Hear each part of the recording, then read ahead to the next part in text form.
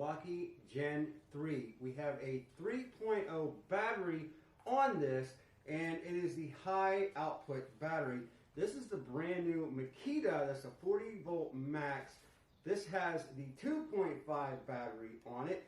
They're both set to the highest speed of mode 4. These impact lag screws are going down into a treated 6x6 or no pilot holes, and they are both completely level.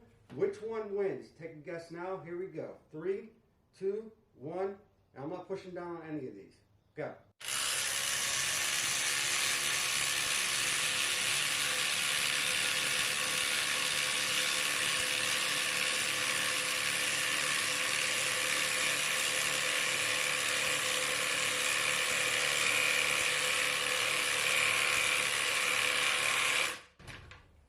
Looks like the Milwaukee is still beating it.